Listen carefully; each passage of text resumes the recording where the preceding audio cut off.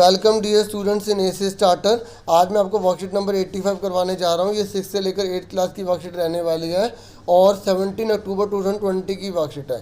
देखो, जैसा कि आप जानते हैं कि अब 85, 86, 87 जो वर्कशीट है वो केवल सैटरडे वाले दिन ही आया करेंगी। बाकी मंडे से लेकर जो फ्राइडे तक आपकी वर्कशीट रहा करेगी वो आपके सब्जेक्ट की रहेगी। जैसे क्लास 6 है तो क्लास 6 की वर्कशीट आया करेगी, 7 वाले की 7, 8 वाले की 8। लेकिन जो सैटरडे वाले दिन जो वर्कशीट आएगी वो 6 से लेकर 8 क्लास सभी के लिए कॉमन रहेगी। तो आज की जो वर्कशीट है वो प्रदूषण से रिलेटेड है।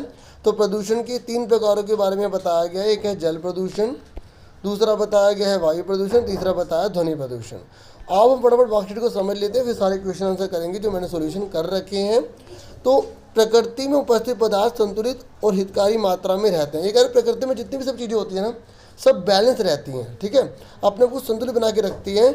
लेकिन मानव द्वारा पर्यावरण में अनेक हानिकारक या दूषक पदार्थों को जाने अनजाने में मिला दिया जाता है। मनुष्य क्या करता है, उन दूषक पदार्थों को मिला देता है, जिसकी वजह से क्या होता है, प्रकृति दूषित हो जाती है, ठीक है, और जिससे प्रकृति में के संतुलन में दोष पैदा हो जाता है, इसे ही प्रदूषण कहते हैं। समझ में आ गई कि जब प्रकृति में दोष पैदा हो जाता है मनुष्य के द्वारा हानिकारक पदार्थों को मिलाने पर, तो उसे ही हम प्रदूषण कहते हैं। आप देख सकते हैं इस पिक्चर के अंदर मनुष्य ने नदी को कितना गंदा कर रखा है।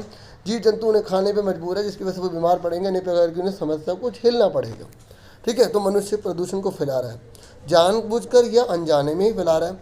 तो ये आपको जागरूक करने के लिए वीडियो बनाई गई है, ठीक है, और वर्कशीट भी आपको इसलिए दी गई है। प्रदूषक पदार्थ पर्यावरण और जीव जंतुओं को नुकसान पहुंचाते हैं। ये कह रही देखो, अभी मैंने आपको बताना है कि जितने भी प्रदूषक पदार्थ होते हैं ये जीव जंतुओं को बहुत बड़ी मात्रा में नुकसान पहुंचाते हैं, हमें भी नुकसान पहुंचाते हैं बच्चों, क्योंकि पानी की अगर क्वालिटी घट जाएगी तो हमें फिर वो पोषक तत्व नहीं मिल पाएंगे जो हमें मिलने चाहिए, खनिज तत्व, है ना।